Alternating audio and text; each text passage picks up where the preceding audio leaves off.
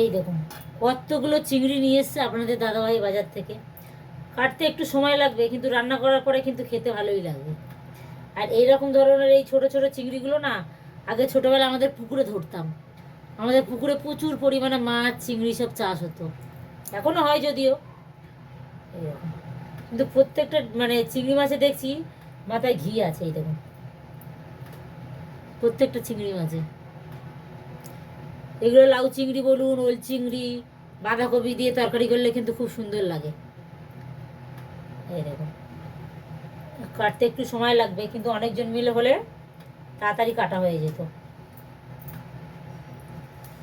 আজকে আপনাদের দাদাভাই বাজার থেকে নিয়ে এসছে নিয়ে এসছে মাছ, ওই যে মুরলি মাছ নিয়ে এসছে, আর নিয়ে এসছে চিংড়ি মাছ। এই দেখুন কাটতে একটু সময় লাগবে।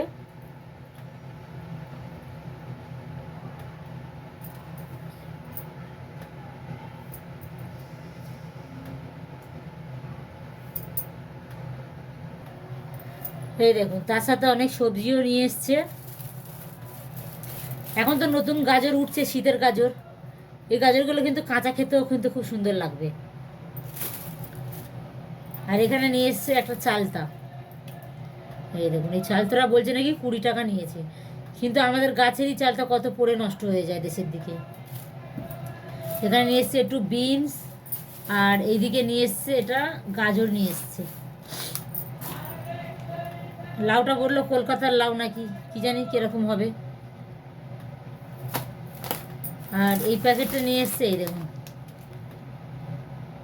কি ডাল, এটা বুঝতে পারছি না, রান্না করার পরে বোঝা যাবে। এই ডালটার আমি নাম জানি না গাইস, আপনারা যদি কেউ নাম জেনে থাকেন কমেন্টে জানাবেন। আপনার দাদাভাই আজকে এই প্রথমবার এই ডালটা নিয়ে এলো।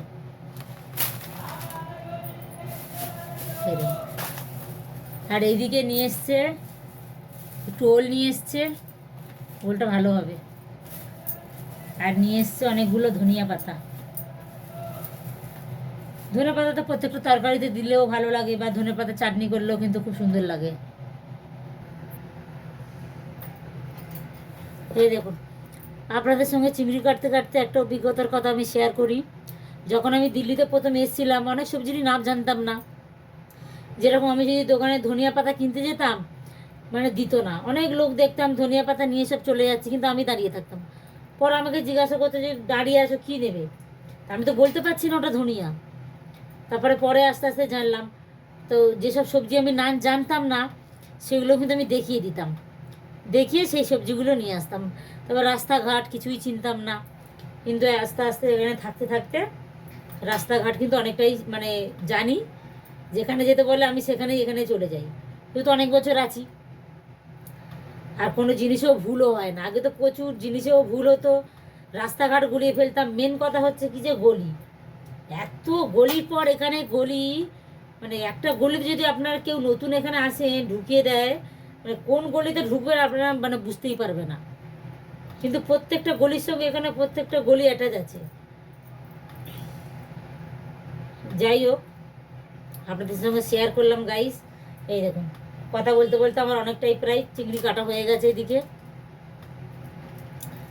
সো গাইস আমার এই ভিডিওটা কেমন লাগলো কমেন্টে অবশ্যই জানাবেন, আর ভালো লাগলে একটা লাইক করে দেবেন।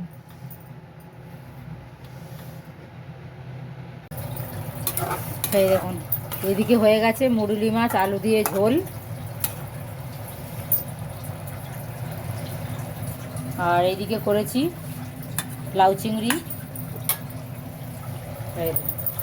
আর এদিকে ছোট্ট মিনি কড়াতে বসিয়েছি চালতার চাটনি করছে। এটা চালতার চাটনি তো হয়েই গেছে,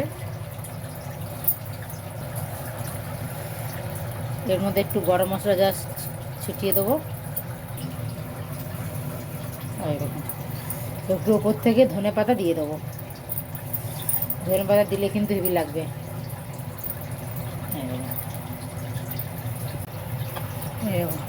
মেয়ে যেহেতু খেলতে গেছে পাশের বিল্ডিংয়ে, ওর অনলাইন ক্লাসেস চলছিল, একটু রান্না করতে দেরি হয়ে গেছে। এবার মেয়েকে ডাকবো, ডেকে ভাত দিয়ে দেবো।